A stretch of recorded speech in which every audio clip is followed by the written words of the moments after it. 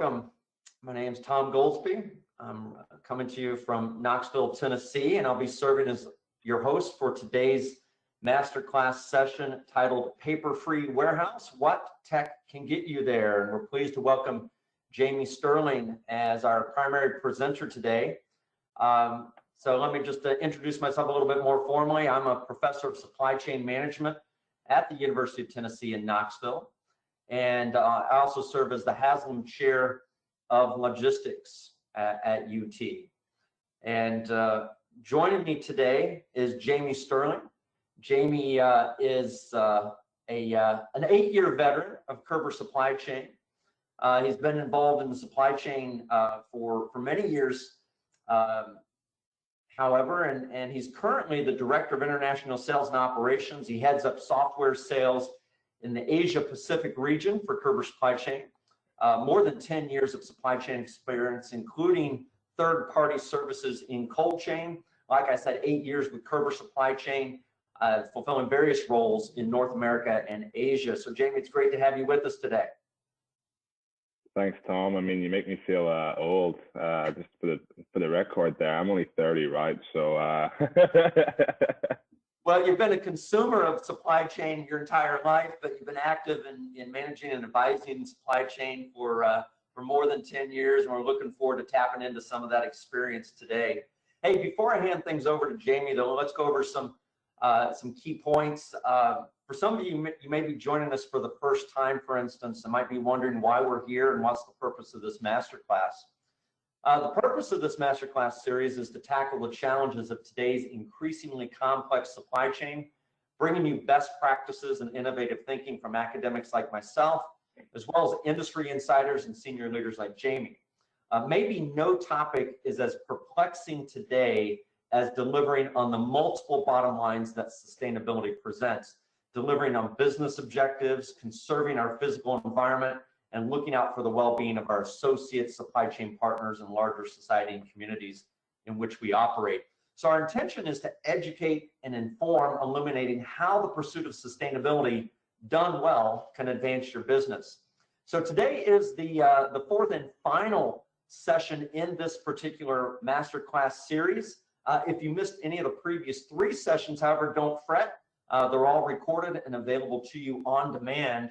And you'll have access to those videos upon the conclusion of today's session. Also, I'm going to encourage you to take a look at the complete catalog of Körber Supply Chain Masterclass sessions that we've delivered in the past. You see the topics covering, again, a very wide assortment of topics across the spectrum of supply chain management, looking at how advanced practices and technology can help us to contend with complexity. So we've got 7 masterclass series in the books, and we're about ready to wrap this one up. And again, feel free to access the full catalog. Let's go over a little housekeeping, though, just to get you comfortable and situated with what's in store for today. All of your phone lines are muted out there, so don't be too concerned about any background noise you might have at your home or workplace. Maybe your home is your workplace these days. Our session is again recorded for later viewing, and you're going to get a link to the on-demand video and presentation materials within 48 hours of this moment. I again encourage you to be involved in today's sessions by submitting questions to us. Just go to the GoToWebinar menu where you see the questions tab and enter those questions at any time during today's session. We'll be sure to address those toward the end of our time. Also, while you're in the GoToWebinar menu, check out the industry report that complements today's session. It's titled Sustainability and the Supply Chain, Reducing Environmental Impact and Managing Your Cost. So with that, let's go ahead and get into today's topic. It's paper-free warehouses. What tech can get you there? And I thought I would just level set a little bit here to get us started with what I recognize as a somewhat oversimplified view of the activities and decisions that take place in a typical warehouse, from receiving and put away to order selection, the pick, pack, and ship activities to serve customers, as well as what I call the all the while activities associated with safety, productivity, product integrity and provenance, regulatory and environmental record keeping. My point is that tracking, informing, and reporting on these activities requires mind-boggling amounts of data. And in conventional settings, that data means mountains of documentation, paper, and that mountain is growing every single day in a conventional setting. So in fact, I was trying to find a source for how many documents, pieces of information are required to support the fulfillment of a single order, and I simply could not track that down. Maybe it's too difficult to say, but it's immense. If we can move on to the next slide. That mountain, as I indicated, of data and information and documentation is only growing because complexity is increasing and causing even more touches on product. And we think of warehouses as places where product flows, and absolutely it should be, but right along with that product flow is going to be information flow. And as I indicated, it's growing in complexity. Here's some observations I'd like to serve up. Warehouses are growing in number and in size. Now you might be thinking a lot of the warehouses today might be those smaller last mile urban fulfillment centers, and those are certainly growing in number, but even those centers take up an awful lot of space. Real estate data show that DCs outside of those urban fulfillment centers are a third larger today than they were 15 years ago. And a lot of that order picking that takes place to serve the last mile business or consumer takes up a lot more space, requires a lot more people. Just as we see SKU proliferation, product customization and market segmentation lend to greater variety in products stored in each of those facilities, trying to position that product closer to the customer, and today's customers demanding an ever-growing assortment of goods. You know, the burden on these facilities is changing too, with fewer facilities being what I call full pallet in, full pallet out in nature. Rather, we're breaking down pallets sooner in the supply chain, forming mixed pallets and shipping more orders in smaller quantities and greater variety. That then leads to the need for more labor and more space, as I indicated earlier, and also real challenges to productivity in light of these realities. That then leads to my final point here, that a larger share of the products that go out the door are also coming back. I should point out that returns are running about 30% for e-commerce these days. And so an exorbitant tax on our systems, not only to get that product out to the customer, but recognizing a lot of it comes back. And then finally, we recognize that that accounting and record keeping requirements are heightened as well, not just for compliance purposes, but also in response to customer calls for better transparency in the products and services they purchase. So Jamie, let's turn to you now.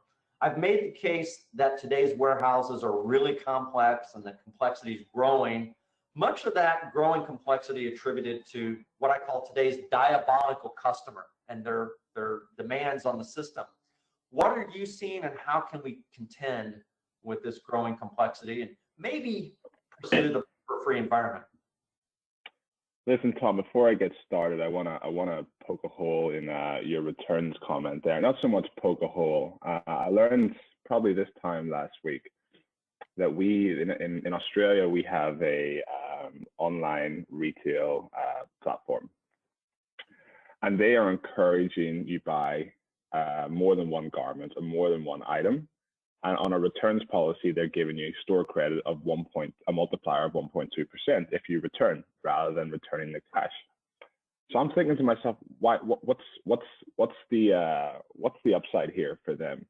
What they're doing, they're encouraging the returns. They're sitting on the cash. They're gaining interest on the cash, and they're actually considered now a financial institution, not an e-com player. So the market is pivoting. The suppliers and the vendors and retailers are encouraging people to buy more and return in exchange for store credit. Well, that's amazing. And I think we'll agree, though, it's certainly raising complexity and also the sustainability burden too, right? It's not just taking the product out, but bringing it back and figuring out then how to disposition that item, right? Absolutely. I just think it was an interesting example to start off the call. But again, that's an exception. But I think a lot of this is being driven by the consumer expectation. As I've got here, is evolving. You call it the diabolical consumer. I mean, we all live for the consumer. Customer is king, ultimately. Let's be honest, we're here to serve our customers, whether or not that's B2B or B2C. But that's changing. Their mentality is changing. We're seeing a lot more trends towards consumers making eco-friendly decisions and being influenced by a supplier or a brand's overall green initiatives or eco-friendly initiatives. We read yesterday that 2/3 of consumers are actually willing to pay more if their product comes from an eco-friendly either supplier, supply chain, retailer, or whatever it may be. So that's really pushing organizations that we work with to change that market perception, start promoting their product in terms of a green form, I call it. Consumers are stating they have more trust in eco-friendly suppliers and vendors. So that goes back. They're willing to pay more. They trust those brands more. They're willing to work with them more with, again, that market perception. And then 36% of supply chain businesses are stating that sustainability is a leading initiative within their business. So we're seeing these large organizations. I think we're seeing Nike reuse and renew their old trainers to build new trainers, right? So and charge exorbitant prices for these products.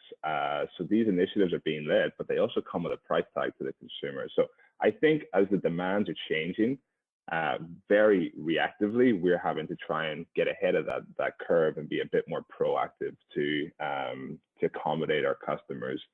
Sorry, go ahead, Matt. So I think when we look at sustainability within supply chain and we bring that down to sustainability within the warehouse operations, it's broken into 4 key areas. And I think, Tom, you alluded to some at the start there. Location of the warehouse and distribution center.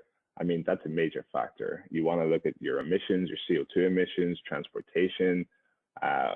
We as e-com consumers now are now expecting higher level of SLAs. So now we're seeing these micro-fulfillment distribution centers being placed in the urban areas. I think you said earlier as well. These are all major contributing factors.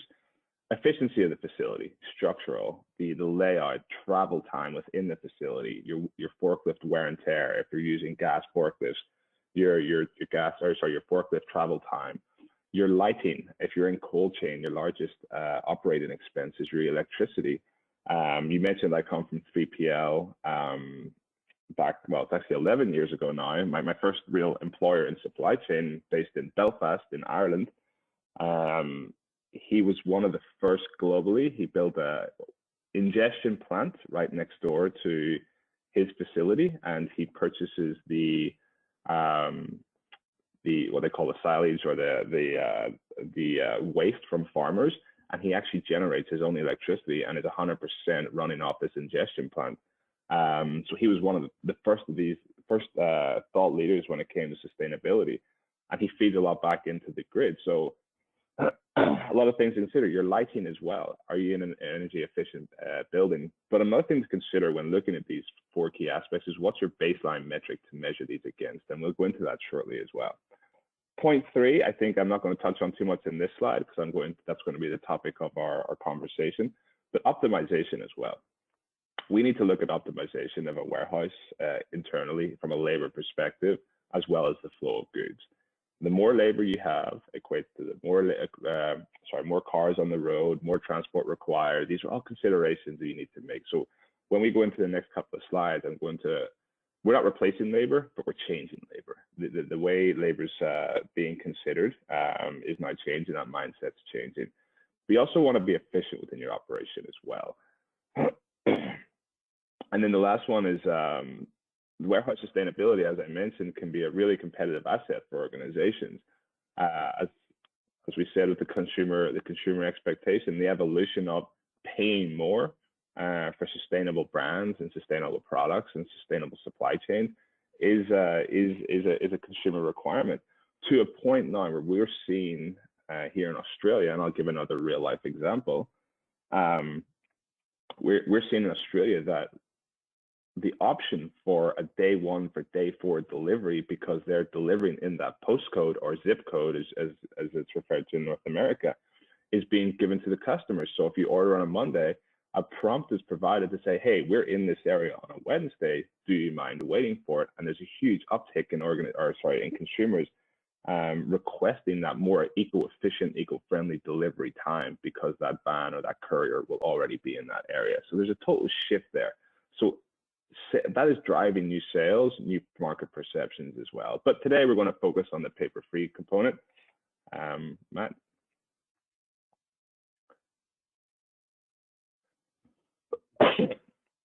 So when we look at the distribution within the 4 walls of your facility, the paradigm is shifting. As Tom said, we're getting those larger distribution centers, mega distribution centers. Some of these distribution centers we're coming across are football fields upon football fields of size, to a point we're having organizations would come to us from requesting real life location services for their staff because they're just so damn big, right? Then you have that fulfillment, or we call it urban fulfillment, or micro distribution, or micro fulfillment, which is those dark stores that Tom spoke about at the start, fulfilling to a postcode or a zip code. Just the sheer volume of parcels that are going through some post office facilities can't be handled. So we're now doing sub-sortation or sub-metro sortation facilities as well. And then we look at the various types of orders these facilities are handling. It's store replenishment orders or online orders. We're seeing a lot of the the online orders being fulfilled from the micro fulfillment distribution centers. As Tom also mentioned, higher level of returns. RMAs, the returns are just something we've never come across ever. This is all a new paradigm for us. As I said, suppliers and vendors are encouraging returns. These organizations are becoming financial institutions, not suppliers or vendors, right? They want to encourage you to buy extra sizes, other products, mix and match, pairing, return it. They're giving you free shipping on the returns, and they're giving you store credit in return for that. So there's a financial gain for that organization as well. And then speed to market, market perception. I think everyone knows the Amazon effect. I mean, there's no point educating on everyone who Amazon is here, but we all know that the Amazon effect is really impacting our perception on distribution and supply chain, and has really driven a lot of the customer expectations or consumer expectations. But what I will say, and I will challenge that, I think I know that is changing. This the Prime delivery service. People don't want that Prime. People are starting to see how much vans are on the road, delivery services on the road. It's becoming detrimental. So that option for, hey, we're delivering in that zone or that zip code on Wednesday, would you mind waiting to Wednesday, is now becoming more prevalent.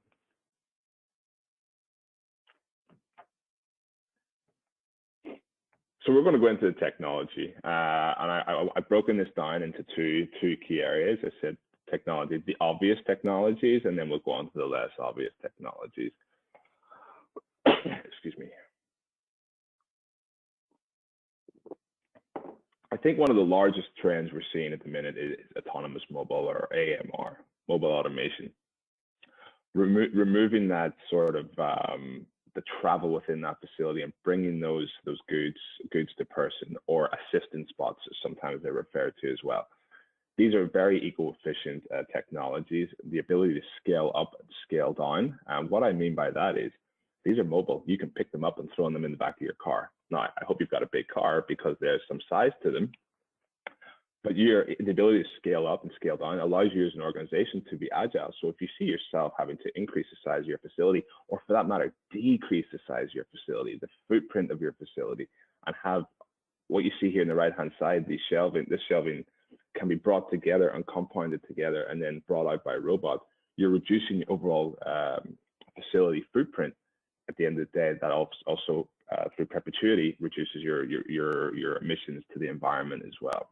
It's a very cost-effective solution, short-term ROIs. Now, I know, don't hold me accountable to this, but we do see ROIs as little as 1 year up to 3 years, okay? So it's a very affordable technology. They are now looking at RaaS, so robot as a service as well, for the smaller SME organizations. Next year, we see voice-enabled operations or flow.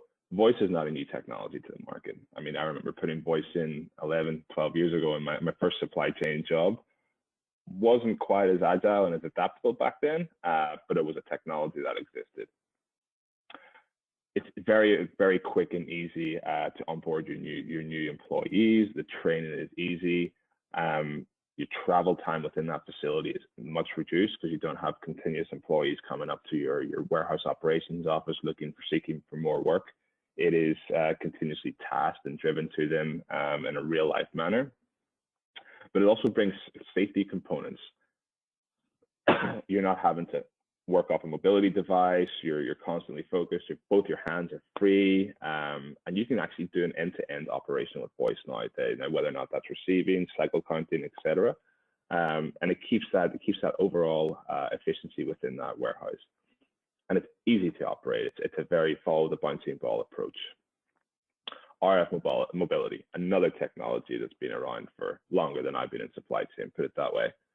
A major component is you're able to scan your data. You're not needing to do manual data entry. From your receival, I think the 10 key areas or business functions within supply chain that Tom mentioned earlier, each one of those can be handled through a form of mobility, whether or not that's receiving, returns, picking, packing, et cetera, et cetera. Each of those can be handled by one device, and it removes the need for data entry, but it also optimizes the facility in terms of tasking that work out to the floor, ensuring that the work is continuous. And the devices we're getting nowadays actually have greater capability, ability to take photos, ability to look at, sign on PODs, capture paperwork from drivers and use OCR technologies, removes that need for that record system of record, or that paper manual system of record. And then finally, what we're seeing is mobile smart devices. Access to those devices. Well, I'm not saying go give your managers or supervisors a commercial grade iPad, but there are mobile devices out there provided by the hardware vendors, Zebra and Honeywell, that are rugged and can be handed to the supervisors or managers that are constantly on the floor. They have their access to their data that is actionable. They can capture their photos. They can look at their schedules for the day. So everything I've said here, there's not one component that requires any form of paperwork within the operation. So these are the obvious ones. I used to consider some of these low investment. I mean, it's as low as you want to go or as high as you want to go.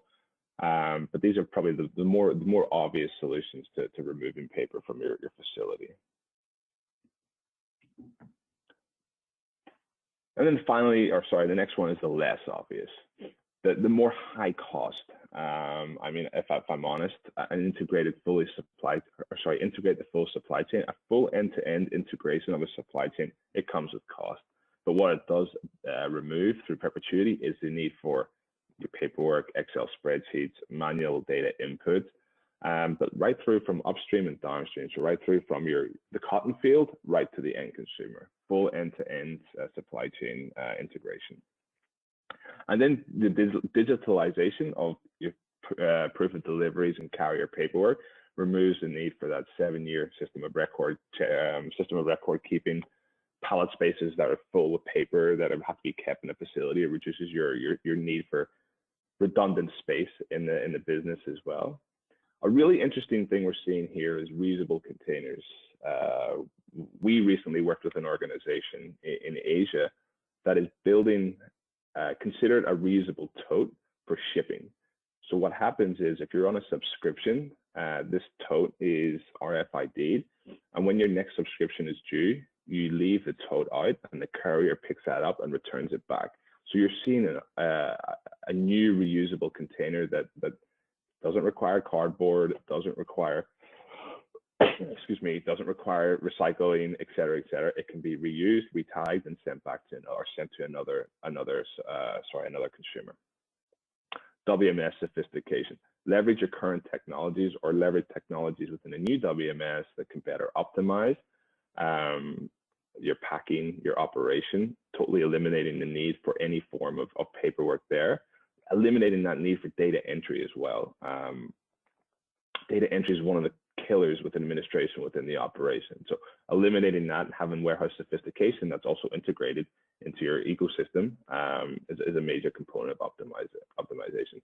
Other variations of sort of AMR is automated sorting. So look at a mobile sorting unit or tabletop sorter, we call them, that brings the, hey, I packed this parcel, it takes it to the shipping area, reducing that need for forklift travel time, et cetera, et cetera.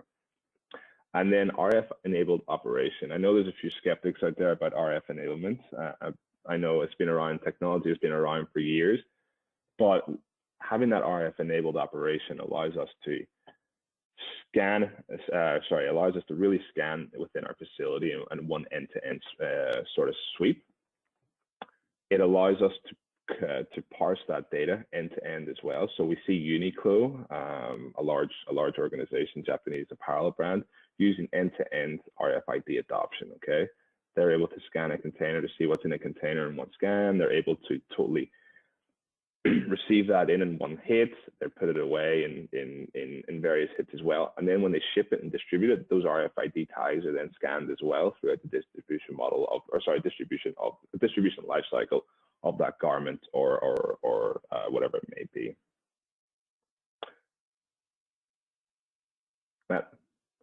So just some key takeaways here. Not all solutions are fit for the business operation. Before you go off and invest, we need to understand your business, understand if you're a furniture distributor, an AMR robot's probably not going to be very helpful within that operation. But if you're a e-tailer or you're a retailer moving into an e-tail space, consider AMR. Look at that from an labor optimization, but also eliminate any paper you have in your warehouse. Some of these are large investment items. I mean, they will cost a lot of money, but we do see a lot of rapid ROIs in some cases. For SMEs, don't be overwhelmed. There is a lot of content, there is a lot of options out there, but take incremental steps to better become eco-friendly within your business. Whether or not that's replace LEDs in your business, or whether or not make your step from paper to mobility. Don't think you have to run into this, but just take incremental steps. But then also establish a method to measure your paper-free operation against.